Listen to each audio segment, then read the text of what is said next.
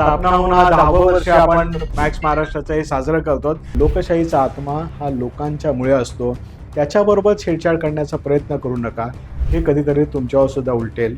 आम्ही views count करत नाही, आम्ही सबस्क्रायबर काउंट करत नाही, आम्ही लोकांचे प्रश्न आमचं प्राधान्यक्रम आहे। बाकीचे लोकांशी आमची स्पर्धा नाही आहे, कारण आम्हाला आमच्या समोरच एवढे प्रश्न आहेत, समाजात दिसत आहेत। हे आपलं फीडिंग आपलं म्हणजे ही सुरुवात आहे आपली। अरे दादा थोडंसं बघ ना। काहींना कळलं असेल, काहींना नाही कळलं असेल। आमच्या आयुष्यामध्ये सुद्धा खूप मोठे चढ उतार हे सातत्यानं येत राहिले आणि त्या चढ उतारावरती मात करून आम्ही पुढे जाण्याचा प्रयत्न केला। मॅक्स महाराष्ट्र म्हणजे तुम्हाला सर्व काही जमलं पाहिजे। माझी खूप वाईट सवय की जे मागे झालं ते मी कधीच लक्षात ठेवत नाही आणि पुढचं मला समोरचं दिसत असतं। पत्रकारितेच्या या माझ्या जवळपास 35 वर्षाच्या कालावधीमध्ये चळवळीतली पत्रकारिता करण्याची जी काही संधी असेल ती मला मॅक्स महाराष्ट्रानं दिली। अनेक प्रश्नांची उकल मॅक्स महाराष्ट्राच्या या व्यासपीठावर घडून आली। तळागाळातले लोक, मध्यमवर्गीय लोकांसाठी खऱ्या अर्थाने जे एक आवाज बनण्याचं जे काम केलेलं आहे ते मॅक्स महाराष्ट्राने केलं। मॅक्स महाराष्ट्राने मला इथे संधी दिली आणि मला ते एक प्लॅटफॉर्म मिळाला। हळूहळू लोक आणि अनुभवातून शिकत शिकत मॅक्स महाराष्ट्र एक एक टप्पा गाठतंय। सत्य परेशान हो सकता है लेकिन पराजित नहीं हो सकता। मॅक्स महाराष्ट्र कभी भी बंद नहीं हो सकता। आधी टाळ्या रे टाळ्या।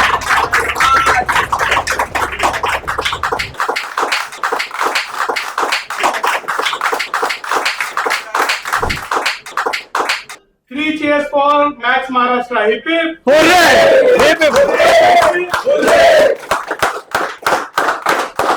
नमस्कार। आज आपला हा स्थापना होऊन हा 10वं वर्ष आपण मॅक्स महाराष्ट्राचं हे साजरं करतो। खरं साजरं करण्यासारखं बरंच काही आहे। इथले संघर्ष, इथल्या चांगल्या गोष्टी, अनेक ज्या समाजामध्ये आसपासच्या वाईट गोष्टी घडल्या, ज्या आपण टिपल्या आणि लोकांसमोर मांडल्या, या सगळ्याच गोष्टी मला असं वाटतं की आज प्रजासत्ताक दिनाच्या निमित्ताने मॅक्स महाराष्ट्राची स्थापना करणं, यामागे सुद्धा एक थॉट होता। पुन्हा मॅक्स महाराष्ट्राची स्थापना करताना आपण आवर्जून काही प्रतीकं पण निवडली। प्रतीकं कुठली निवडली तर आपण महाडच्या 14 तळ्याला जाऊन या मॅक्स महाराष्ट्राची स्थापना केली। तिथून पुढे आपण रायगडावर गेलो आणि जिथे स्वराज्याची राजधानी, त्या राजधानीच्या ठिकाणी आपण मॅक्स महाराष्ट्राच्या वेबसाईटचं अनावरण केलं। याच्या मागचे थॉट्स माझ्या दृष्टिकोनातून फार क्लिअर होते। आज आपल्यासोबत जी लोक जोडलेली आहेत, ज्या लोकांनी या मॅक्स महाराष्ट्राच्या उभारणीमध्ये हातभार लावला, 1-1 रुपया देणगी दिली, त्याच्यानंतर अनेक लोकांनी इथे अगदी मोफत लिहिलं, भूमिका मांडल्या आणि अशा वेळेला मांडल्या ज्या वेळेला म्हणजे आजच्या काळामध्ये आपण एक पाहतोय की हे फार सोपं वाटतंय, एखादं पोर्टल काढणं, एखादं यूट्यूब चॅनल काढणं, यूट्यूबर म्हणून फिरणं। आणि त्यावेळेला ज्या वेळेला 10 वर्षापूर्वी याची मांडणी केली, 10 वर्षापूर्वी याची पायाभरणी केली, त्यावेळेला फार कठीण होतं। कठीण यासाठी होतं की आम्ही अनेक लोकांकडे जायचो, अनेक लोकांना सांगायचो की तुम्ही लिहा, आणि लिहा सांगितल्यानंतर ते सांगायचे की नाही थोडं वाट पाहूयात, जरा समाजाचा मूड पाहूयात, कशा पद्धतीने लोक रिॲक्ट होतात ते पाहूयात, कारण जे काही आपण लिहू त्याचे अतिशय तीव्र पडसाद यायचे। आपण भक्त संप्रदाय आजच्या घडीला पाहतो तो थोडासा मला असं वाटतं आता टॉलरेबल झालेला आहे। आज आपण निदान त्यांच्याशी कम्युनिकेट करू शकतो, आपण आपली भूमिका एखादी मांडू शकतो, त्याही तितक्याशा अजूनही मला असं वाटतं की सोयीचं राहिलेलं नाही। पण त्यावेळेला ही परिस्थिती अतिशय जहाल होती आणि त्यावेळेला मॅक्स महाराष्ट्राची स्थापना झाली। खरं तर हे काही पोर्टल असं बनवायचं नव्हतं, हे एक बिझनेस चॅनल तयार करायचं होतं, म्हणून नाव घेतलं मॅक्स महाराष्ट्र।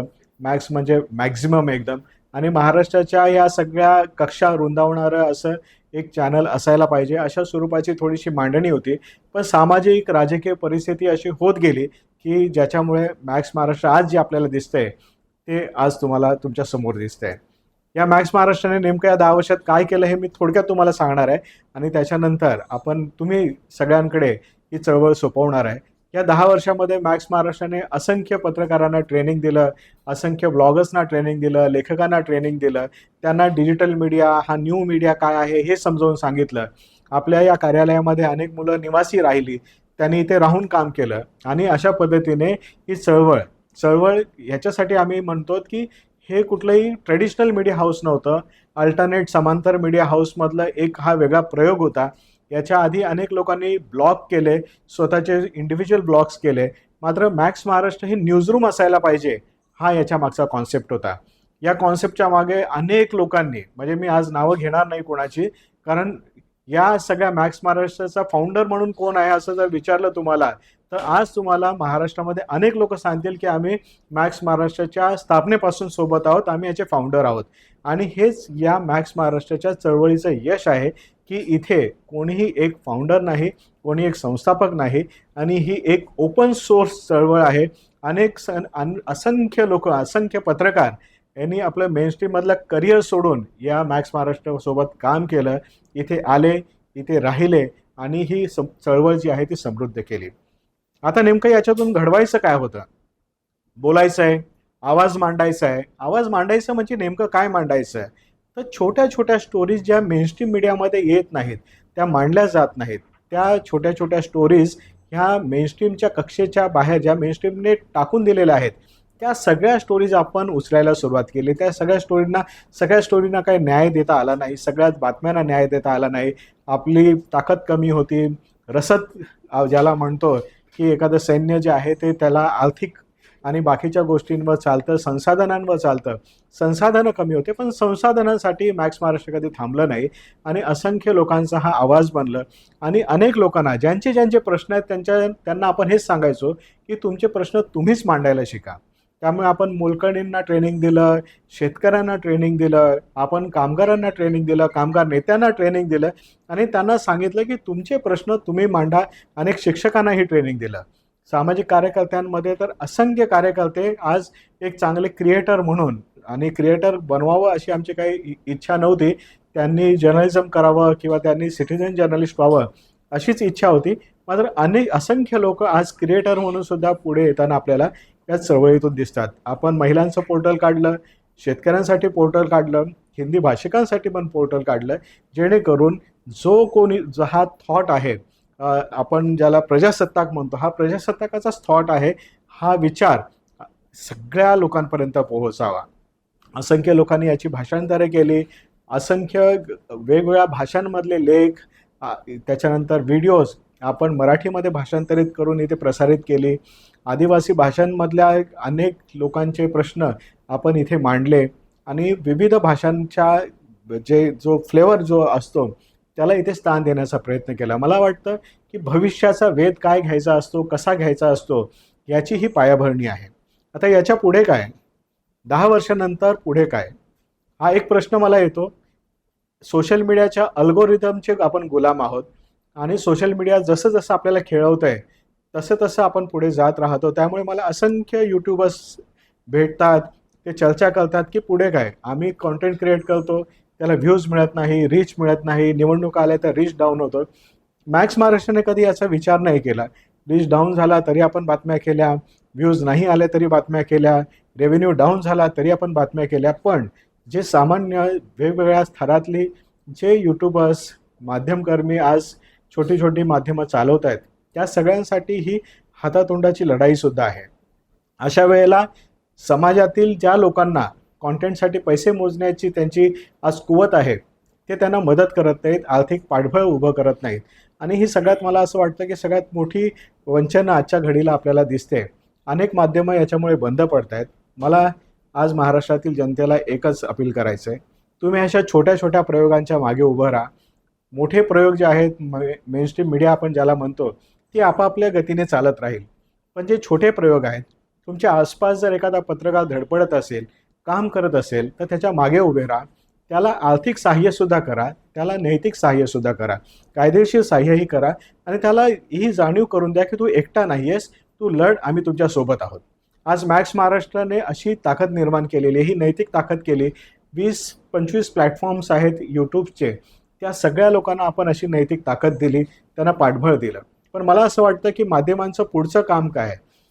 माध्यमातील लोक हे इन्फ्लुएन्सर बनणार आहेत का, कॉन्टेंट क्रिएटर बनणार आहेत का? मला असं वाटतं की माध्यमांमध्ये, समांतर माध्यमांमध्ये जे लोक आहेत त्यांनी पत्रकार राहायला पाहिजे, जर्नलिस्ट राहायला पाहिजे. आणि ते करत असताना तो मोह जो आहे व्ह्यूजचा, रीचचा, हा सुद्धा टाळला पाहिजे. याच्या पुढच्या काळामधले आव्हानं फार कठीण आहेत. आर्टिफिशियल इंटेलिजन्सचा वापर असेल, त्याच्यानंतर आपण पाहतोय की अल्गोरिदम्समध्ये प्रचंड फेरफार ह्या सोशल मीडिया कंपन्या करत आहेत. या सगळ्या आव्हानांचा तुम्हाला मुकाबला करायचा आहे या वेळेला. अशा संकटाच्या वेळेला जर लोकांची साथ नसेल तर मात्र हे सगळं कठीण आहे.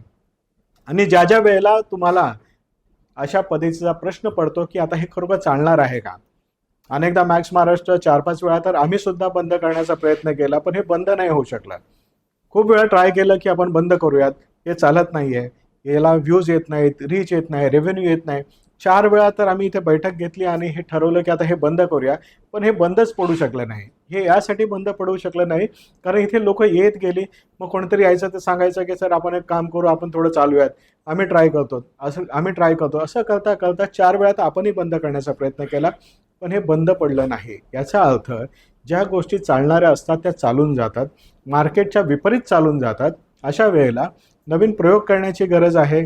आणि ज्या ज्या वेळेला असे प्रश्न ज्या वेळेला निर्माण होतात की आता हे खरोखर चालेल का, हे बंद पडणार नाही ना, तर असे प्रश्न ज्या वेळेला येतात तर मला असं वाटतं की लोकांमध्ये जाणं आणि हे सगळं लोकांना सुपूर्द करणं हाच एकमेव मार्ग राहतो.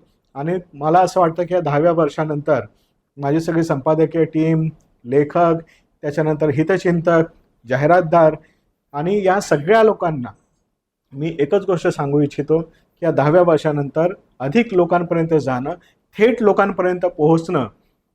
केवळ डिजिटल माध्यमातून आपण संपर्कात आहोत.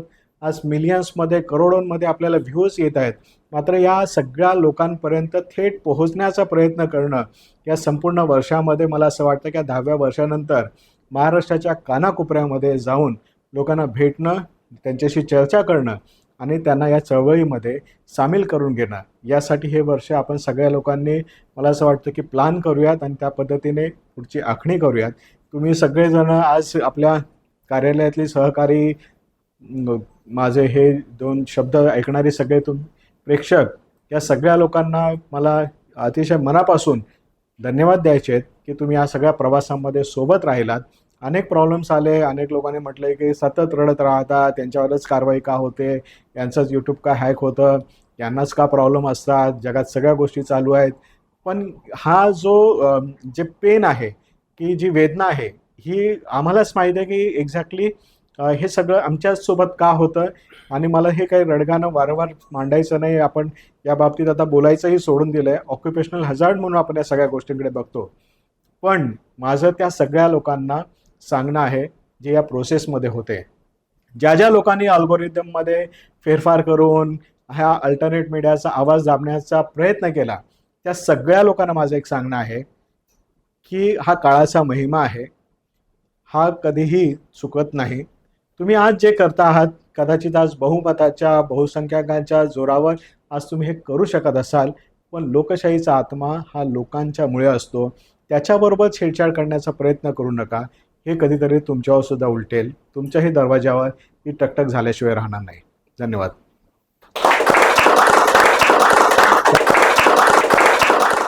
मॅक्स महाराष्ट्राच्या 10व्या स्थापना दिवसाच्या निमित्तानं मी तुम्हा मॅक्स परिवाराला शुभेच्छा देतो. पुढेही शुभ चिंतितो. आणि या अगोदरच माझा एक जो काही यापूर्वीचा काम करण्याचा 16-17 महिन्याचा जो अनुभव होता, तोही मला या निमित्तानं आठवत आहे. आणि याशिवाय मी इथे नव्हतो त्यापूर्वीच्या पण काही आठवणी आहेत. आणि या सगळ्या 25 वर्षाच्या माझ्या किंवा 27 वर्षाच्या माझ्या 25 इथे आणि 2 पुणे, असे म्हणून जे काही मी 27 वर्ष माध्यमातले पाहिले त्यातले अत्यंत चढउतार पाहिले. आज आम्ही इथे जे काही ज्येष्ठ पत्रकार उपस्थित आहोत, विलास आठवले सर असतील, मी आहे, आनंद गायकवाड, हे सगळेच आम्ही मित्र आहोत आणि पूर्वी कधी काळी आम्ही एकमेकांसोबत कामही केलं आहे. पण आमच्या आयुष्यामध्ये सुद्धा खूप मोठे चढउतार हे सातत्यानं येत राहिले आणि त्या चढ उतारावरती मात करून आम्ही पुढे जाण्याचा प्रयत्न केला. कारण आमच्या रोजीरोटीचा तो एक मुख्य आधार होता, माध्यमात काम करणं. पण असं सगळं करत असताना मी पाहिलं की एक इंडिपेंडंट मीडिया हाऊस चालवणं किंवा स्वतंत्र माध्यम समूह चालवणं, तिथे सामान्यांचे प्रश्न मांडणं आणि ते सामान्यांचे प्रश्न मांडत असताना त्याची धार ही जनतेसाठी सातत्यानं तीव्र करत राहणं, ती कधीही बोथट न होऊ देणं हे इतकं वाटतं तेवढं सोपं काम नाही. अल्गोरिदमचा उल्लेख आला, त्या अल्गोरिदमचा अनुभव मी सुद्धा यापूर्वी घेतलेला होता जेव्हा आम्ही व्हिडिओ नवीन तयार करत होतो त्यावेळेला इलेक्शनच्या काळामध्ये. आणि मला एक सातत्यानं या सगळ्या गेल्या काही काळामध्ये एक वाटायला लागलेलं आहे की जे मला बोलायचं आहे त्याचं मी जे काही पूर्वी धाडस करत होतो ते धाडस मी आत्ता करू शकत नाही याची जाणीव कुठेतरी होते आहे. पण तरी सुद्धा आपला मुद्दा आहे तिथे त्या चौकटीत मांडत राहणं हे तितकंच महत्वाचं आहे. पूर्वी मी जेव्हा टेलिव्हिजनमध्ये आम्ही काम करत होतो तर टीव्ही स्टुडिओमध्ये मोठमोठे कॅमेरे, टीव्ही स्टुडिओ, सगळ्या काही गोष्टी बऱ्याचशा उपलब्ध होत्या आणि तरी काही गोष्टी अडचणींवर मात करून तुम्हाला आपलं काम करावं लागत होतं. पण आता मॅक्स महाराष्ट्रामध्ये काम करायचं म्हणजे तुम्हाला कमी संसाधन, कमी गोष्टी, कमी मॅनपॉवर. पण यामध्ये मी हळूहळू रुळून गेलो आणि नंतर माझ्या ते खूप सवयीचं झालं. आणि यानंतर तुम्ही मात करून जेव्हा काम करत होता, महाराष्ट्रात वेगवेगळ्या ठिकाणी ग्राउंड रिपोर्ट्स केले, इंटरव्ह्यूज केले, तर तेव्हा एक आनंद जरूर राहायचा.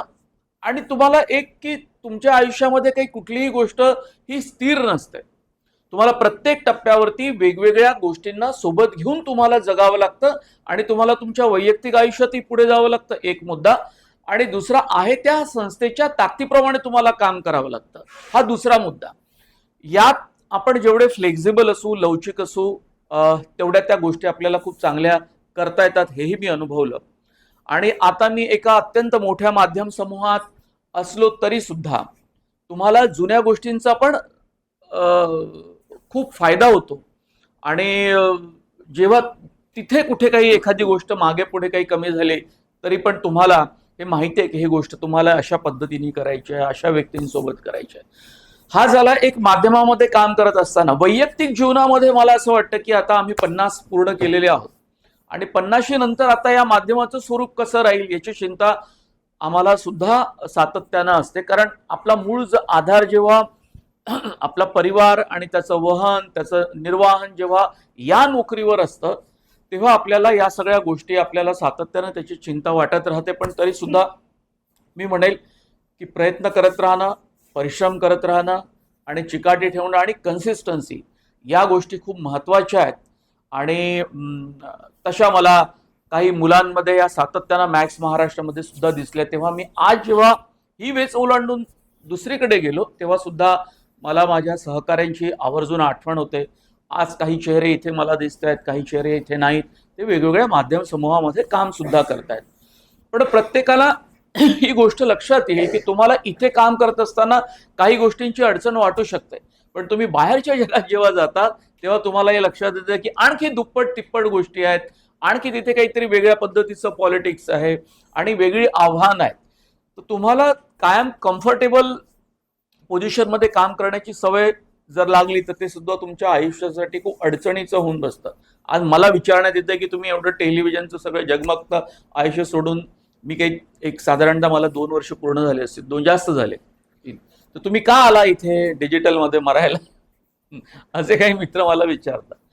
पण ठीक आहे, म्हणजे आम्ही प्रिंटमधून टेलिव्हिजनमध्ये आलो, मराठी टेलिव्हिजनमधून आम्ही नॅशनल चॅनलमध्ये गेलो, नॅशनल चॅनलमधनं आम्ही पुन्हा एकदा सगळं होऊन मराठी चॅनलमध्ये आलो आणि पुन्हा मग डिजिटल मराठीमध्ये आलो. माहीत नाही आता पुढे काय प्रवास होईल, काय काहीच माहीत नसतं आपल्याला. पण मला 2च गोष्टी माहिती आहे, आपण प्रामाणिकपणे काम करणं, मेहनत करणं आणि हे सगळं करत असताना तुम्ही ज्याच्यासाठी या पत्रकारितेत आला त्याला कुठेही कलंक लागू नये, एक मुद्दा.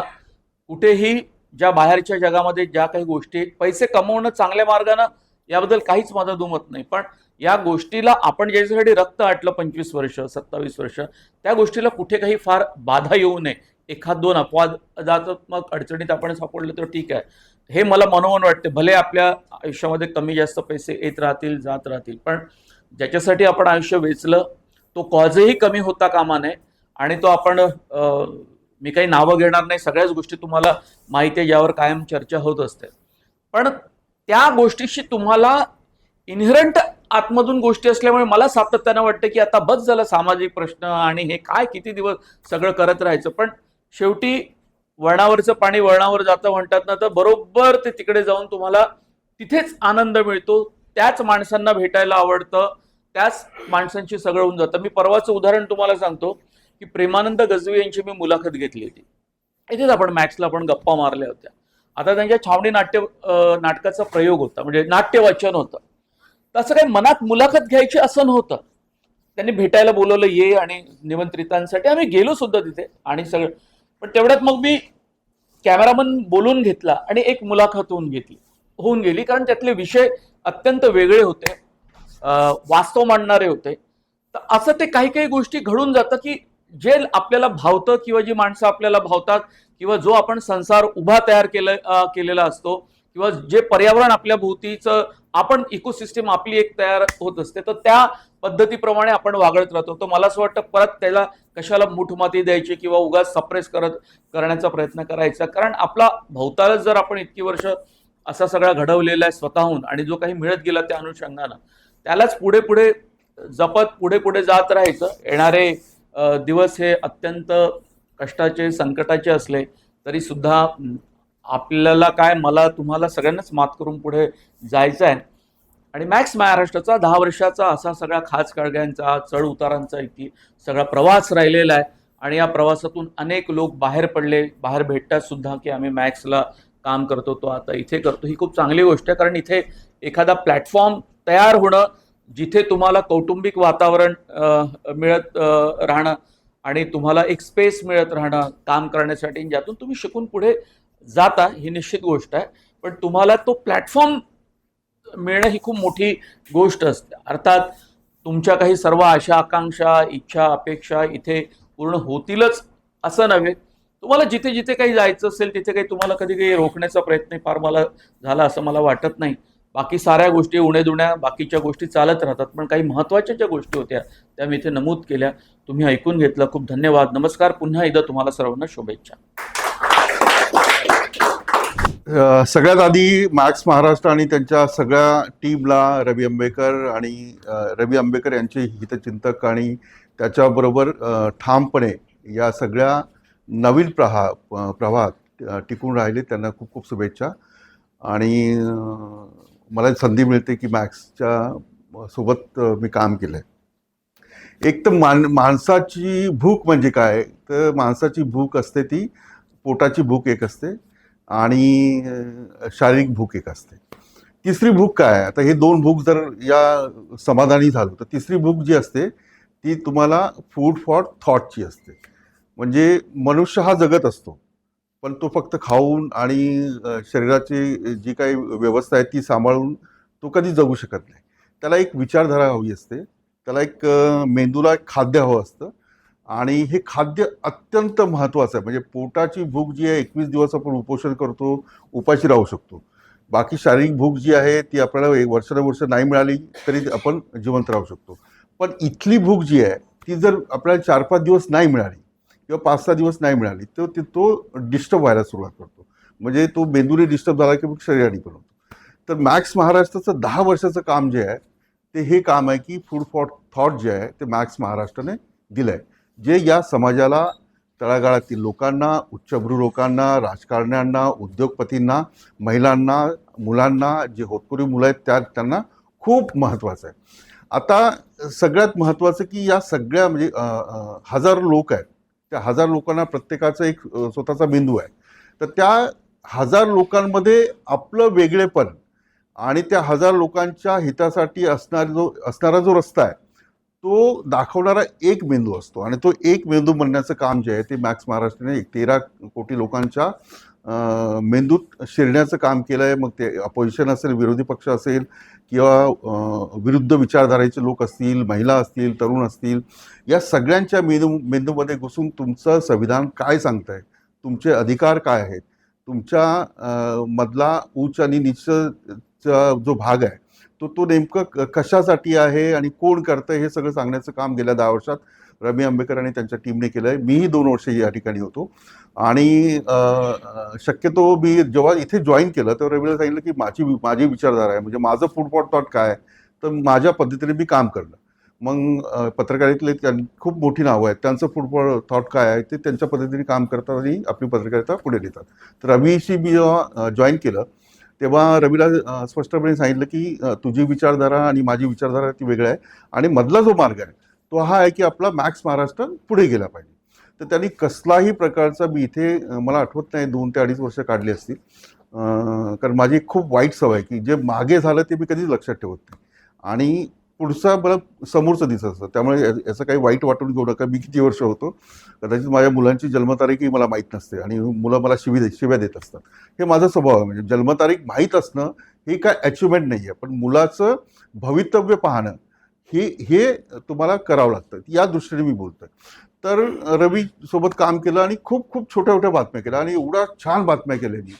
आणि हे कशामुळे झालं असेल, म्हणजे मी एक किस्सा सांगतो की ठाण्याला मी जात होतो, बाईकने जात होतो आणि मित्राची बाईक होती, त्या बाईकवर लोन होतं, त्यांनी ती बाईक विकत घेतली होती आणि तो व्हिडिओ मी सहज केला. म्हणजे मी त्या दिवशी सुट्टीवर होतो, कदाचित रविवारचा शनिवारचा दिवस असेल, सुट्टीवर होतं. पण मॅक्स महाराष्ट्र असं एक साधन होतं की माझा मोबाईल मी काढला आणि मला समोर दिसत होतं की एक कर्ज मागणारी एक टोळी आहे आणि तिने काही युनिफॉर्म घातलेला नाही आहे, त्याच्याकडे आयडेंटिटी कार्ड नाही आहे, त्याला कुठली अथॉरिटी नाही आहे. सहज त्याच्याशी इंटरॅक्ट केलं की तुझ्याकडे आयडेंटिटी कार्ड आहे का, तुझ्याकडे काही अधिकार आहे का. हा व्हिडिओ तब्बल 10 ते 15 लाख नाही, मला आठवतं की 20 लाख लोकांनी पाहिला असेल. आणि सगळ्यात महत्त्वाचं की मॅक्स हे मेनस्ट्रीमपेक्षाही, मी खूप जबाबदारीने बोलतो की मॅक्स हे मेनस्ट्रीम TV चॅनलपेक्षाही इम्पॅक्टफुल आहे, त्याचबरोबरीचं आहे. म्हणजे आज ज्या TV चॅनल असतील तर त्यापेक्षाही मोठं काम जे आहे ते मॅक्स करतंय आणि याचा मला खूप आनंद आहे. रवी ते खूप प्रामाणिकपणे करतोय आणि बरेच लोक त्याशी जोडलेले आहेत. आता मी हे कम्पेअर का करतोय की ही TV आहे, ठीक आहे, खूप म्हणजे एखाद्या न्यूजरूममध्ये 50 ते 60 लोक असणं आणि मग आउटपुटला वेगळं असतं, PCR ला वेगळं असतं, म्हणजे लाईव्ह असणं, हे सगळं म्हणजे खूप आर्थिक जे आहे ती उलाढाल होत असते. पण रवीने त्याच्याकडे जे येईल त्याला जोडत 1-1 रुपयाची देणगी घेत आणि तुमच्या मेंदूला मोकळेपणा देत. असं नाही की कुणाचा लेख आहे तो कापला आहे किंवा कुणाचा व्हिडिओ आहे तो कापला आहे, हां एडिटमुळे तो कदाचित कापला असेल, पण प्रत्येकाच्या विचारधारेला मॅक्सचा प्लॅटफॉर्म मिळाला. प्रत्येकाने आपलं मत व्यक्त केलं आणि अनेकदा ट्रोलिंग झालं. मला आठवतं की माझ्या वेळेला 2-3 वेळा असं रवीचा विचार होता की आपण बंद करूया का, काही चालत नाही आहे. पण 2 गोष्टी महत्त्वाच्या आहेत की अडचणी सगळ्यांना येतात. म्हणजे एखाद्या मुलाला जन्म द्यायचा असेल तर आईला वेदना होतातच. म्हणजे आणि एखादा पुरुष जर काम करत असेल किंवा हे असेल तर ते या वेदना होत राहतात. पण त्या वेदना दूर करून, त्याच्यावर मात करून, त्याच्या टीमकडून, त्याच्या सहकार्याकडून मॅक्सची 10 वर्ष पूर्ण झाली, याचा मला खूप आनंद आहे. आणि हा जो वटवृक्ष आहे हा मेंदूचा वटवृक्ष, म्हणजे हा विचारधारेचा वटवृक्ष आहे, की मी आणि रवी असं काही नाही आहे. त्यामुळे हा संपूर्ण समाजातील अनेक वेगवेगळ्या लोकांनी एकत्रितपणे केलेली चर्चा जी लोकशाहीमध्ये खूप महत्त्वाची आहे. सभागृह का चालतं, संसद का चालते, हाऊस का भरतं, तर तिथे चर्चा होते. विरोधी पक्षाचे असतात, सत्ताधारी पक्षाचे असतात, इंडिपेंडंट असतात, ती एक चर्चा होते आणि एक मार्ग दिसला जातो. तर रवीने सगळ्यांना आपल्या पद्धतीने प्लॅटफॉर्म दिले. अनेकदा टीकाही झाली, अनेकदा चॅनेलवर म्हणजे बंद पडण्याची प्रोसेस झाली, तरीसुद्धा रवी टिकून राहिला, त्याची टीम टिकून राहिली आणि सर्व महाराष्ट्राने आणि जे पुरोगामी विचारांचे आहेत त्यांनी याला खूप मोठं केलं. आणि मला विश्वास आहे की 10 दिवस म्हणजे श्रीमंत होऊन जगण्यापेक्षा म्हणजे 10 वर्ष तुम्ही वैचारिक विचारधारेवर आपलं आयुष्य पुढे नेलं. म्हणजे महाराष्ट्राने बहुजन वर्गातील किंवा छोट्या वर्गातील एखाद्या आदिवासीची एखाद्या स्टोरी असेल, एखाद्या मजुराची स्टोरी असेल, एखाद्या रिक्षावाल्याची स्टोरी असेल, एखादा सायकल चालवणारा जो पेपर टाकणार आहे त्याची स्टोरी असेल, तर ह्या स्टोरीज आपल्या समाजामध्ये आपल्या अवतीभोवती असतात. आपल्याला जसं समोर आपण पाहतो तेवढंच आपल्याला दिसत असतं आणि बाकीचं सगळं दाखवण्याचं काम जे आहे ते न्यूज चॅनलचं काम असतं आणि जे डिजिटल प्लॅटफॉर्म आहेत त्यांचं काम असतं. रवीने अत्यंत उत्तमपणे महाराष्ट्र पिंजून काढला. निवडणुका असतील किंवा एखादा विषय असेल, मी इथे डिबेट शोही केले. डिबेट शो अत्यंत खूप प्रभावीपणे चालले. अनेक लोक घडत गेली, घडत नव्हे ती बनत गेली आणि त्यांच्यामध्ये ताकद देण्याचं काम जे आहे ते या मॅक्स महाराष्ट्राने अडचणीच्या काळातही केलं आहे. खूप खूप शुभेच्छा. आणि हा जो प्रवास आहे हा प्रवास कधी थांबू नये, कारण हा प्रवास जर थांबला म्हणजे मॅक्स महाराष्ट्र असेल, आणखी काही प्लॅटफॉर्म असतील, हे कधी थांबलं नाही पाहिजे. कारण ही विचारधारा आहे ही विचारधारा कुणाला पटते, कुणाला नाही पटते, पण न पटणारांनाही एक दिवस पटेल अशा प्रकारचं काम इथे सुरू आहे. कारण आपण जे बोलतो ते फक्त संविधानाविषयी बोलतो आणि संविधानाच्या बाहेर जाऊन आपण काही बोलत नाही. मला वाटत नाही की रवीने कधी या 10 वर्षात संविधानाच्या व्यतिरिक्त काही मुद्दे मांडले असतील. हां, त्याला विरोध झाला असेल याबद्दल काही शंका नाही, पण आर्थिक अडचणी असताना सुद्धा ही चळवळ, म्हणजे रवी स्वतःच म्हटलं की ही चळवळ आहे. ही चळवळ नाही आहे, ही प्रत्येक माणसाची भविष्यातील, म्हणजे आपल्या पिढ्यांना आपला देश, आपला महाराष्ट्र, आपली मुंबई, आपलं घर, आपलं गाव हे कसं एकत्रितपणे संविधानानुसार चालता येईल त्यासाठीचा हा मार्ग आहे. खूप खूप धन्यवाद आणि खूप खूप आभार. आणि माझं तुम्हाला सर्वांना आव्हान आहे, चळवळ जिवंत राहिली, विचार जिवंत राहिला, पण विचार जिवंत राहण्यासाठी, चळवळ जिवंत राहण्यासाठी एक वाक्य फक्त सांगतो, सत्यालाही समर्थनाची गरज असते. सत्य समजा असं घेऊन असं उभं राहिलं तर सत्य कधी जिंकत नाही. सत्याला बोलावं लागतं, सत्याला सोबत लोक उभी राहावी लागतात आणि तेव्हा जाऊन मग ती क्रांती होते, किंवा तेव्हा जाऊन एक सशक्त समाज जो आहे, जो भगतसिंगांनी पाहिला, डॉक्टर बाबासाहेब आंबेडकरांनी पाहिला, या सगळ्यांनी मिळून जो एक भारत पाहिला होता, त्या भारत निर्मितीसाठीचं हे रवीचं काम आहे, त्यांच्या टीमचं काम आहे, महाराष्ट्र निर्मितीसाठीचं हे काम आहे. आणि सगळ्यात महत्त्वाचं, तुम्हाला तुमच्या आतील ऊर्जा जी आहे, चेतना जी आहे, विचार जो आहे तो मांडण्याचा एक मार्ग आहे, एवढं मी म्हणेन. थँक्यू, खूप खूप शुभेच्छा. नमस्कार. बघता बघता मॅक्स महाराष्ट्र एक दशकाची वाटचाल केलेली. पत्रकारिता ही इतिहासापासून अशीच राहिलेली आहे. पण पत्रकारितेच्या बद्दल बोलत असताना असं बोलतात की पत्रकारिता म्हणजे एका हातात दिवा आणि दुसऱ्या हातात आरसा. त्याला जे समजलं ती पत्रकारिता. पत्रकारितेच्या या माझ्या जवळपास 35 वर्षाच्या कालावधीमध्ये चळवळीतली पत्रकारिता करण्याची जी काही संधी असेल ती मला मॅक्स महाराष्ट्रानं दिली. म्हणजे माझ्या मनातली जी काही उर्मी, जे काही करायचं होतं ते सगळंच्या सगळं मी मॅक्स महाराष्ट्रामध्ये केलेलं आहे. त्यामुळे मॅक्स महाराष्ट्राच्या या 10 वर्षाच्या प्रवासाला शुभेच्छा देताना मी काही अपेक्षा मॅक्स महाराष्ट्राकडून पुढच्या काळातल्या व्यक्त करणार आहे. जसं म्हटलं जातं की पूर्वीच्या काळामध्ये, आपण 70-80च्या काळामध्ये खूप सारी पत्रकार होते, पण लिटिल मॅगझिनची चळवळ जी आहे ती लोक विसरली नाही. तसं येणाऱ्या अजून 50-60-70 वर्षानंतर मॅक्स महाराष्ट्र नावाची पत्रकारिता होती. किंबहुना मी ज्यावेळेस माझं स्टेटस ठेवायचो मॅक्स महाराष्ट्राचं लोगो ठेवून, माय जर्नलिझम इज माय ॲक्टिव्हिझम, अशा प्रकारचं स्टेटस ठेवायचो. आणि ते जे तत्व आहे ते मॅक्स महाराष्ट्राने तंतोतंत पाळलेलं आहे. अगदी फेसबुकच्या इथून लाईव्ह करण्यापासून, की ज्या काळामध्ये वायफायचा प्रॉब्लेम असायचा, पाऊस कोसळत असायचा, वेगवेगळ्या प्रकारच्या अडचणी असायच्या, पण त्या अडचणी मॅक्स महाराष्ट्राला कधी अडथळा ठरल्या नाही. त्यातनं मार्ग करत करत आता 10 वर्षाचा एक मजबूत असा टप्पा गाठलेला आहे. वास्तविकता मॅक्स महाराष्ट्राची दखल ही फक्त महाराष्ट्राच्या नाही, तर आंतरराष्ट्रीय चळवळीतनी ज्यांनी काय असेसमेंट केलं पत्रकारितेचं, त्या काळात सुद्धा मॅक्स महाराष्ट्राची दखल, म्हणजे द वायर असेल किंवा इतर सारखी जी नवीन माध्यमं चालत आहेत, त्यांनी त्या पद्धतीनं मॅक्स महाराष्ट्राची दखल घेतलेली आहे. मॅक्स महाराष्ट्र ही गरज आहे आणि ही गरज सातत्याने असतात. प्रत्येक वेळी सत्यासोबत उभं राहणार, लढण्यासाठी उभं राहणार, स्वातंत्र्यासाठी उभं राहणारी लोक ही मोजकीच असतात. मनुष्य हा जन्मतः स्वार्थीच असतो आणि तो स्वार्थासाठी पळत असतो, सोडत असतो, धावत असतो. पण सत्य हे नेहमी चालूच असतं आणि मॅक्स महाराष्ट्र हे पत्रकारितेतलं सत्य आहे. ज्या काळात पत्रकारिता ही लढाईच्या काळामध्ये पाकिट पत्रकारिता किंवा ठेकेदारी पत्रकारिता करते, त्या काळामध्ये मॅक्स महाराष्ट्र या महाराष्ट्रातल्या वेगवेगळ्या लोकांचा आवाज बनून पुढे येते. हे मॅक्स महाराष्ट्राचं वैशिष्ट्य आहे. ते वैशिष्ट्य आहे म्हणून मॅक्स महाराष्ट्र आहे. नाहीतर मॅक्स महाराष्ट्र सारखी अनेक अशी चॅनल्स आपल्याला दिसत नाही आहेत. त्यांच्यापासून इन्स्पायर होऊन अनेक चॅनल झालेली आहेत, पण त्या पद्धतीनं यूट्यूब चॅनल तर कोट्यावधीने आपल्याला संख्या सापडेल, पण मॅक्स महाराष्ट्र त्यातनं एक वेगळं आहे.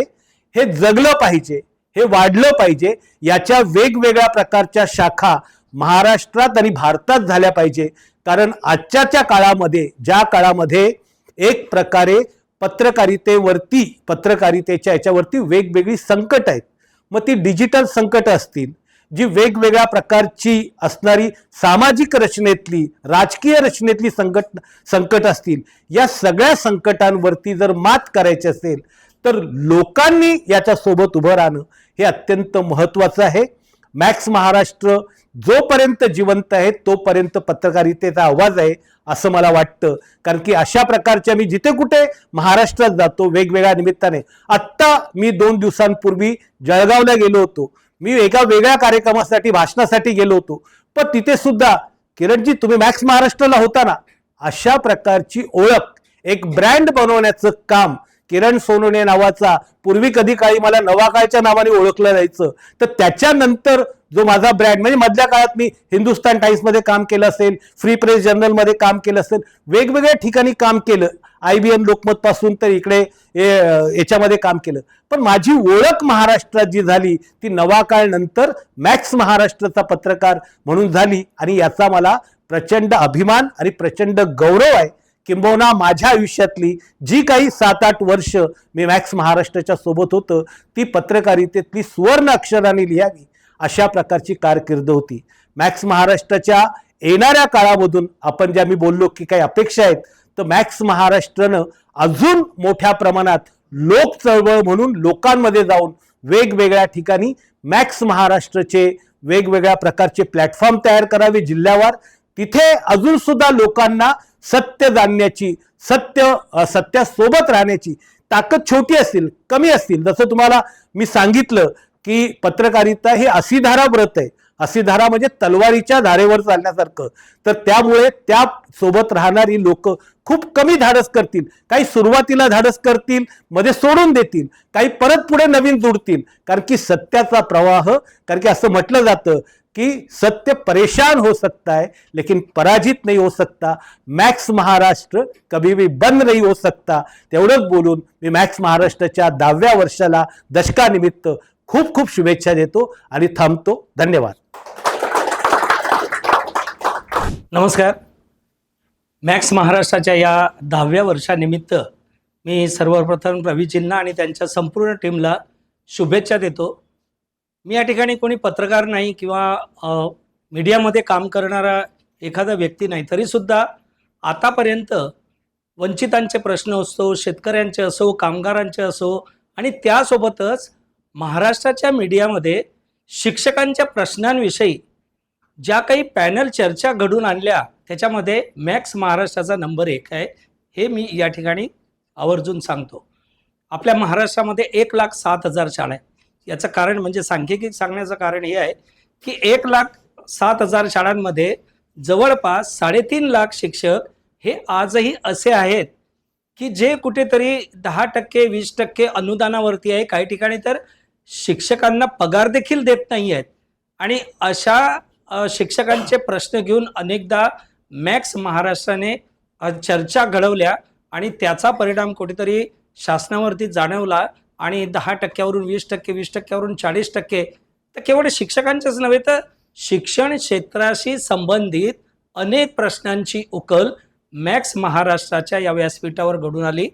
यासाठी मी मॅक्स महाराष्ट्राचे आभार व्यक्त करतो आणि रवीजींना आणि त्यांच्या टीमला पुनश्च शुभेच्छा देतो. धन्यवाद.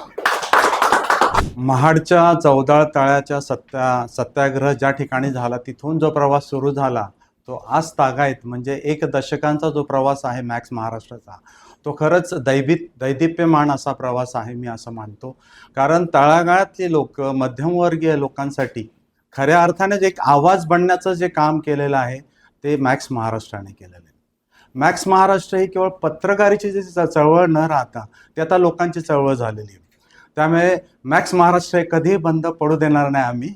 आम्ही पण लोक आहोत आणि आमची इच्छा असे, कारण माझे समविचारी अनेक मित्र आहेत की जे मॅक्स महाराष्ट्रामध्ये काम करतात. संदेश आहे, त्यानंतर जितेंद्र वाघमारे वगैरे जे आहेत, किरण जे आधी होतेच. तर रवीजींना मी या निमित्ताने खूप खूप शुभेच्छा देतो. आणि हा प्रवास हा अनेक दशकांचा प्रवास व्हावा. केवळ 1 दशकावर आपल्याला न थांबता पुढे अनेक दशक आपण याचा, मी स्वतः याच्यामध्ये सहभाग घेण्याचा प्रयत्न करेन नक्कीच. धन्यवाद. आपल्याला खूप खूप शुभेच्छा. तुमच्या अख्ख्या टीमला शुभेच्छा. नमस्कार. मॅक्स महाराष्ट्राला 10व्या वर्षापर्यंत पोहोचवणाऱ्या देशभरातील जगभरातील तमाम प्रेक्षकांचे खूप खूप आभार. इथून पुढेही मॅक्सचा प्रवास सुरू राहील. मात्र मॅक्सची ज्या काळात उभारणी झाली तो काळ अतिशय संघर्षाचा होता. अनेक लोकांनी, मला वाटतं की मॅक्स हे एकमेव डिजिटल प्लॅटफॉर्म किंवा माध्यम आहे की ज्याला लोकांनी चालवलं. लोकांनी ऑलरेडी आमच्याकडे एक्सपिरियन्स सगळे जर्नलिस्ट होते, पण डिजिटल माध्यमांमध्ये इतका भयंकर आणि अल्टरनेट मीडियातला प्रयोग हा मॅक्सने सुरू केला आणि लोकांच्या प्रतिक्रियांमधनं मॅक्सनं बरंच काही शिकलेलं आहे आणि त्या पाठबळावरती वाटचाल सुरू आहे. मॅक्सचा हा जो प्रवास आहे, इथून भूतकाळात काय घडलं, इतिहास वगैरे बाकीच्या मान्यवरांनी सांगितलं. इथून पुढचा टप्पा जो असेल मॅक्सचा, हा इतर आमची स्पर्धा कुणाशी नाही आहे, आमची बांधिलकी सर्वसामान्य माणसाशी आहे. आणि आम्ही स्वतःसाठी असं म्हणतो की journalist shape the society, V shape the journalist. जर पत्रकार समाजाला आकार देऊ शकतो तर ते पत्रकार घडवणारी एक मोठी कार्यशाळा म्हणा, विद्यापीठ म्हणा, ते मॅक्स महाराष्ट्र आहे. आज या जागतिकीकरणात किंवा बाजारीकरणामध्ये जर छाती ठोकपणे सगळ्या आव्हानांना अंगावर घेणारं कुठलं व्यासपीठ असेल तर त्या अभिमानानं सांगावं वाटतं ती मॅक्स महाराष्ट्र आहे. या आधीची आमची जी पत्रकारिता होती ती आम्ही प्रोफेशनल पत्रकारिता करत होतो. मॅक्सची पत्रकारिता ही टोटली वेगळी आहे. त्याचं कारण असं आहे की अनेकदा वेगवेगळ्या वरून मॅक्सवरती दबाव आले. अनेकदा ते चॅनल हॅकर्सकडनं, ग्रे हॅकर्स असतील किंवा इथिकल हॅकर्स असतील, यांनी बंद पाडण्याचा प्रयोग केला. मॅक्सच्या पाठीराख्यांनी अमेरिकेत आंदोलनं केली, रस्त्यावर आंदोलनं केली. त्यामुळं त्या पाठबळावरती मॅक्स आजही वाटचाल सुरू आहे. आणि आपण इथे वाचताय की चळवळी आजपर्यंतच्या जेवढ्याही झाल्या, मला वाटतं त्याला एक वैचारिक अधिष्ठान होतं.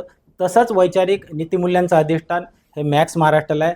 आणि या संस्थेचा पाया इतका नीतिमूल्यांनी आणि वैचारिक बैठक ज्याची इतकी पक्की असेल, मला वाटतं ती संस्था 10 वर्ष काय पुढे अजून शून्य वाढत राहतील. आम्ही असू नसू, पण आता आम्ही जे नवीन पिढीला येणारं आम्ही नवीन जे ब्लड इंजेक्ट करतोय आमच्या बातम्यांच्या माध्यमातून, आमच्या शोजच्या माध्यमातून, मला असं वाटतं ती पिढी पुढच्या पिढीला ते हस्तांतरित करेल. आणि एक नवा विचार, सगळंच वाईट चाललं अशातला भाग नाही, आपल्या अवतीभोवती सगळंच वाईट चाललं अशातला भाग नाही, पण जे वाईट आहे ज्याचा सर्वसामान्यावरती थेट इफेक्ट होऊ शकतो, परिणाम करू शकतो, अशा गोष्टींवरती थेट प्रहार करण्याचं धाडस मॅक्स महाराष्ट्र करू शकतो. राहिला विषय मॅक्सचा अर्थकारण वगैरे, तो टोटली विषय वेगळा आहे. आम्ही व्ह्यूज काउंट करत नाही, आम्ही सबस्क्रायबर काउंट करत नाही. आम्ही लोकांचे प्रश्न आमचं प्राधान्यक्रम आहे. बाकीचे लोकांशी आमची स्पर्धा नाही आहे, कारण आम्हाला आमच्यासमोरच एवढे प्रश्न आहेत, समाजात दिसत आहेत. बाकीचे माध्यम आपापल्या परीनं त्यांच्या मर्यादेप्रमाणे ते प्रश्न उचलत असतील, पण मॅक्स महाराष्ट्राची जी बांधिलकी आहे सर्वसामान्य माणसाची, ती इथून पुढच्या काळातही राहील. आणि नुसतं मॅक्स महाराष्ट्रात नाही, आम्ही मॅक्स किसानही सुरू केलं. आपण बघत असाल आज दररोज महाराष्ट्रामध्ये 10 ते 12 शेतकरी आत्महत्या करत आहेत. पूर्वीच्या काळी एका शेतकऱ्याने आत्महत्या जरी केली तरी अंगावर काटा यायचा. आज 10 ते 12 शेतकरी दररोज सरासरी महाराष्ट्रात आत्महत्या करत आहेत. मात्र माध्यमही त्याची तेवढ्या गांभीर्यानं दखल घेताना दिसत नाही. सिंगल कॉलमची बातमी किंवा न्यूज इन ब्रीफमध्ये 30 सेकंद 15 सेकंद शेतकऱ्याच्या आत्महत्येला स्पेस आहे. मात्र मॅक्स महाराष्ट्रांनी शेतकऱ्याला वाहिलेलं एक स्वतंत्र व्हेंचर सुरू केलं आहे. आज ते व्हेंचर हे बऱ्यापैकी सुरू आहे. नंतर लक्षात आले की महिला, स्त्री, पुरुष आपल्या स्थानिक स्वराज्य संस्थांमध्ये जेव्हा आपण 50% महिलांना अधिकार दिला, आरक्षण दिलेलं आहे, त्यानंतर असं लक्षात आलं की महिलांच्याही स्वतंत्र पुरवणे आहेत, शोज आहेत. मात्र असं डेडिकेटेड म्हणजे वाहून घेतलेलं असं कुठलंही प्लॅटफॉर्म नाही. त्यातनं मॅक्स वुमन उभं राहिलं आहे. आणि आपण बघत असाल की स्त्री भ्रूण हत्येपासून बीडमधल्या गर्भपिशव्यांचं प्रकरणपर्यंत, एका डॉक्टर महिलेचा मृत्यू झाला साताऱ्यामध्ये, तिथपर्यंत हे विषय तेवढ्याच ताकदीनं मॅक्स वुमनवरही मांडण्यात आले. आणि नंतर लक्षात आलं की डिजिटलचा कॅनव्हास वाढतोय, AI चॅट जीपीटीच्या जमान्यात आपण आहोत, तर मॅक्स हिंदीही सुरू केलं आपण. की जी गोष्ट आपण मुंबई, महाराष्ट्र, चंद्रपूर, गडचिरोली कुठलीही 36 जिल्ह्यातली एक छोटी गोष्ट असेल ती आपण हिंदीत का सांगू नये, देशभरात का सांगू नये. आणि मला वाटतं की मॅक्स हिंदी जेव्हापासून सुरू झालं, आम्ही हिंदीचाही ऑडियन्स कॅप्चर करायला सुरू केलेला आहे. त्यामुळे हळूहळू लोक आणि अनुभवातून शिकत मॅक्स महाराष्ट्र एक एक टप्पा गाठतंय. आणि मला वाटतं की आजपर्यंतच्या चळवळीला जेवढं समर्थन मिळालं नसेल, म्हणजे माध्यमात जे काही प्रयोग झाले तेवढं समर्थन मॅक्सच्या या पत्रकारितेच्या चळवळीला मिळतं आहे. आणि राहिला तुम्हाला इथला कुठलाही माणूस इथं आल्यानंतर त्याला असं न्यूजचा फील येत नाही, त्याला एक वेगळ्याच आपण जगात आलो असं वाटतं. त्याचं कारण असं आहे की आपला कोर जरी बातम्यांचा किंवा न्यूजचा असला, आपण वातावरण इथं एकदम डेडिकेटेड ठेवलेलं आहे.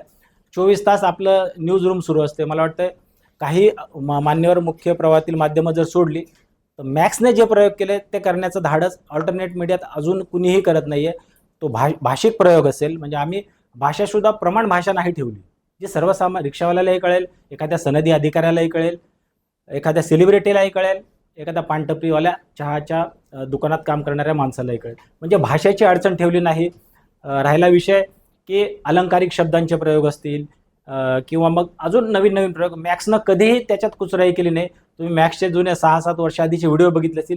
ज्या पद्धतीची भाषा, म्हणजे ढसाळांच्या स्टाईलची भाषा ह्या काळात वापरण्याचं धाडस हे मॅक्स करू शकतं.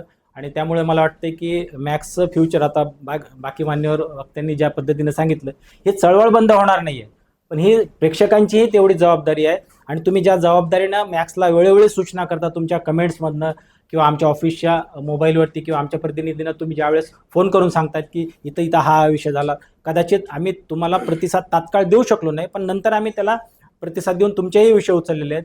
आणि असे बरेच विषय रिपोर्टर्सकडनं येण्याआधी आम्हाला सर्वसामान्य मॅक्सच्या प्रेक्षकांनी दिलेले आहेत, ज्याच्या मोठ्या बातम्या झाल्यात.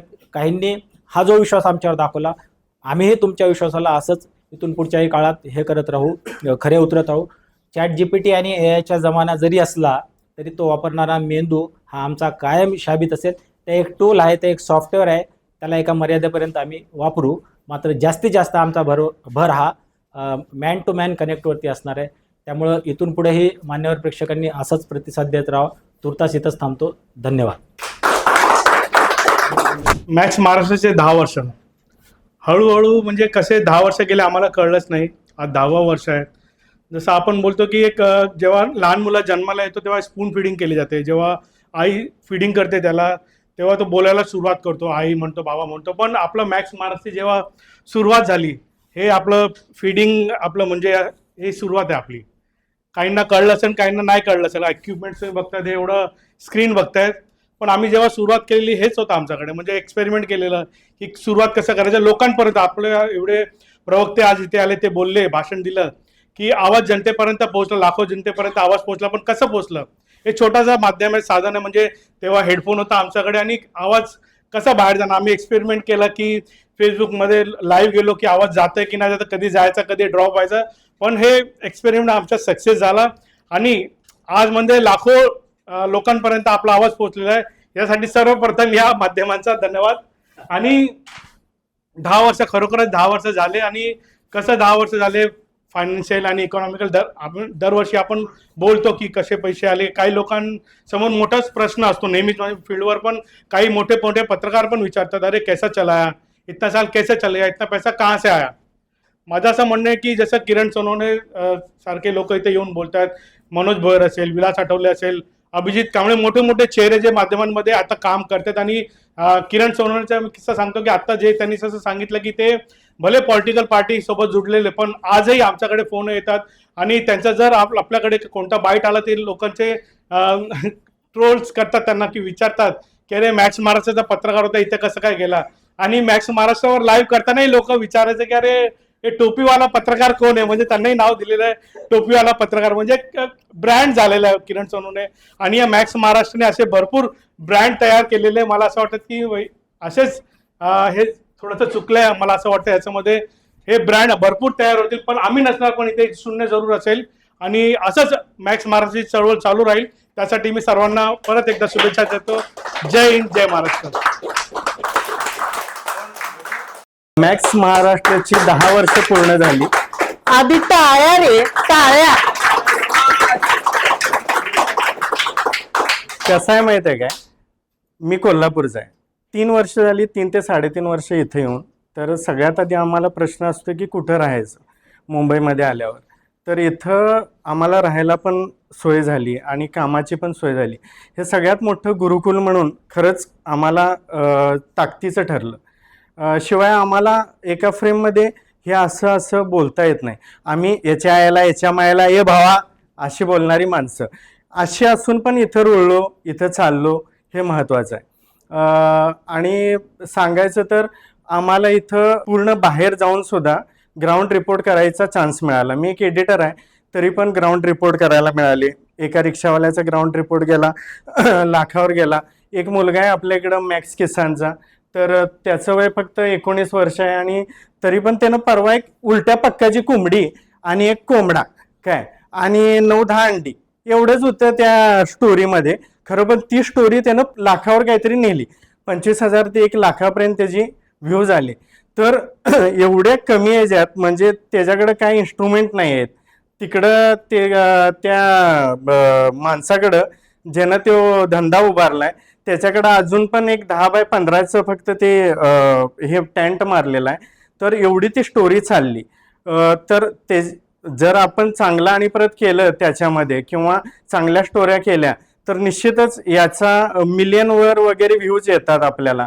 तर महत्त्वाचं म्हणजे ह्याच्या पुढच्या स्टोऱ्या किंवा बाकीचं सगळं काय आम्ही सगळी तयार आहोत त्याच्यासाठी करण्यासाठी. आणि निश्चितच मॅक्स महाराष्ट्र कधी बंद होणार नाही ह्याचे आम्ही म्हणजे एक साधी माणसं म्हणून पण गवाही देतो आम्ही. आणि महत्त्वाचं म्हणजे आता पुढचा टप्पा म्हणजे जसं मनोज भोयर सर की आम्ही आल्यावर इथं आम्हाला काहीतरी प्रश्न पडतात की हे कसं होईल ते कसं होईल. तर काही प्रश्न असतात त्याची उत्तरं आपण असं शोधत असतोय काय. तर अजून पण कुठली उत्तरं आपल्याला असं करून सापडतील मॅक्स महाराष्ट्रामध्ये असं मला वाटतंय. आणि इथंच थांबतो. महत्त्वाचं म्हणजे आज मॅक्स महाराष्ट्राच्या प्रवासाला 10 वर्ष पूर्ण झालेले आहे आणि या 10 वर्षामधले 5 वर्षाचा मी स्वतः साक्षीदार आहे. 5 वर्ष मी आज मॅक्स महाराष्ट्र जवळून त्यांचे चढ उतार हे पाहतोय. अनेकदा म्हणजे मॅक्स महाराष्ट्र म्हणजे तुम्हाला सर्व काही जमलं पाहिजे. तुम्ही ज्यावेळेस येता म्हणजे आता इतर कुठे चॅनलमध्ये तुम्हाला इन्स्क्रिप्ट वगैरे असं करताना पण मिळणार नाही. मी परवा एका चॅनलला व्हिजिट दिली होती तर त्यांनी मला सांगितलं की आम्ही अजून पण इनपुटमध्ये टाईप करतो. आणि त्यांना आम्ही ज्यावेळेस इथे आलो तर आमच्याकडनं पहिलं 3-4 दिवस नुसतं इन्स्क्रिप्ट पहिलं तुम्ही टायपिंग शिकून घ्या. म्हणजे पत्रकाराचा तुमचा बेस काय तर तुम्हाला पहिले टायपिंग यायला पाहिजे त्यानंतर तुमची पुढची प्रोसेस होते. इथे आल्यानंतर जो पत्रकार आहे मग त्याला ऑलमोस्ट सगळ्या काही गोष्टी इथे कळतं. म्हणजे अगदी तुम्हाला कॅमेरा हँडल करता आला पाहिजे. त्यानंतर स्क्रिप्ट असेल तुमची स्क्रिप्ट स्वतः त्यानंतर एडिटिंग पण ऑलमोस्ट आमच्याकडचे जी मुलं आहेत ते एडिटिंग पण स्वतः करायला बघतात. आणि इतर जो एडिटर असतो तो त्याला चांगल्या पद्धतीने शिकवतोय. म्हणजे एकदम फॅमिलियर होऊन जे काही आमचं पोर्टल आहे ते चालत असतात. महत्त्वाचं म्हणजे इथे आल्यानंतर आम्हाला काय तर महत्त्वाचे ग्राउंड रिपोर्ट्स करायला मिळाले. जनतेचा जाहीरनामासारखा वेगळा जे कार्यक्रम आहे ते कार्यक्रम करता आले. मला आजही जे मी ग्राउंड रिपोर्ट्स केले होते म्हणजे खेड्यापाड्यात जाऊन जिथे रस्ता गेला नाही आत्ता पण वीज नाही आहे पाणी नाही अशा ठिकाणी मी 5 ते 6 गावांना व्हिजिट केली होती. आणि त्या ठिकाणी मी स्वतः जाऊन तिथलं ग्राउंड रियालिटी चेक करून एकंदरीतच जंगलातून जिथं वाटही व्यवस्थित नव्हते. आम्ही एका ठिकाणी जर खेडसारखं गाव होतं त्या 5 किलोमीटरचं नुसतं आम्ही पायी प्रवास केला आणि जंगलात हरवलं होतं त्या ह्याच्यामध्ये. पण माझ्याबरोबर तिथले मास्तर होते. त्या मास्तरांनाही रस्ता माहित होता कारण की ते त्यांचं गाव जे खाली गाव होतं आणि आम्ही वरती डोंगरात जाणार होतो. डोंगरात दुसरं गाव होतं दुसरी वाडी होती वाडी वस्तीवर. तर त्यांनाही माहीत नव्हतं. मग आम्ही त्या वाट काढत गेलो जंगलातून. त्यावेळेस त्यांना वाट माहीत नसल्यामुळे आम्ही जंगलातून प्रवास करत गेलो. आणि मग त्यावेळेस आम्ही ते कुकारीचा वगैरे रील्स वगैरे केलं तर खूप व्हायरल झालं. लोकांनी चांगलं हे दिलं. आणि त्यानंतर ते आमचे जे काही ग्राउंड रिपोर्ट्स होते ते चांगल्या पद्धतीने गेले. आज त्या ठिकाणी ज्या काही त्यांच्या सुखसोयीसाठी आपण बातमी केली होती तर त्या सुखसोयी पोहोचल्या अशा पद्धतीने त्या ग्रामस्थांचा मला फोन येतो आणि मला ते म्हणजे आपल्या मॅक्स महाराष्ट्राचे आभार वगैरे मानतात. ह्या छोट्या ज्या गोष्टी आहेत ना ह्या मॅक्स महाराष्ट्राने लोकांपर्यंत म्हणजे माध्यम म्हणून लोकांपर्यंत पोहोचवल्यात एवढंच सांगेन. धन्यवाद. नमस्कार, मी अमोल आणि RJ अमोल म्हणून लोक मला आता ओळखायला लागलेत. पण मी रवी सरांना फार आधीपासून ओळखतो. माझ्या करिअरची सुरुवात रवी आंबेकर, मंदार फणसे आणि तुळशीदास भोईटे यांनी माझा इंटरव्ह्यू घेतला होता फार आधी 10 वर्षापूर्वी. मला वाटतं 12 वर्ष झालेत. आज 10 वर्ष मॅक्स महाराष्ट्राला झालेत. मी रवी सरांना फार जवळून ओळखत नव्हतो पण गेली 1.5-2 महिने मी एका समूहासोबत काम करत होतो आणि तिथे थोडा अडचणीत आलो होतो. त्यांना मी भेटलो. मी त्यांना सांगितलं की असं आहे. पण ते बोलले तू इथे काय करू शकतोस. तर मला असं वाटलं की इलेक्शन येत आहेत ते इलेक्शनमध्ये आपण हा एक शो करूया. सरांनी सांगितलं तू स्टार्ट कर. मी आधी 3-4 शो शूट केले होते मोबाईलमध्ये. सरांनी सांगितलं तू सुरू कर, आणि तो पहिला व्हिडिओ टाकल्यानंतर मला कॉन्फिडन्स आला. त्यानंतर मी फार असं पत्रकारितेत ऑन ग्राउंड वगैरे नाही केलं आहे. त्याआधी मी रेडिओ जॉकी होतो, त्यानंतर 13-14 महिने मी काम केलं त्या समूहासाठी, पण असा स्पेशल शो मला संधीच मिळाली नाही.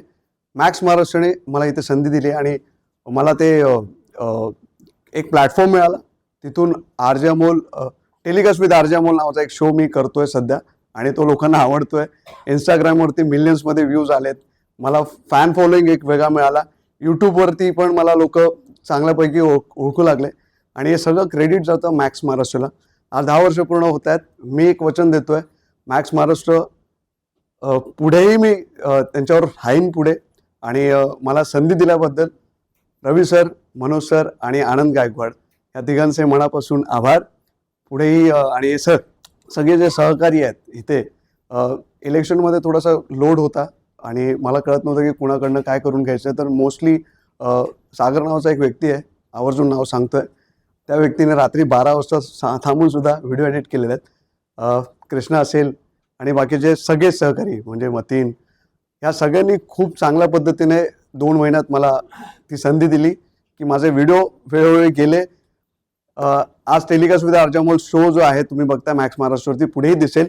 थँक्यू सो मच आणि विश ऑल द बेस्ट.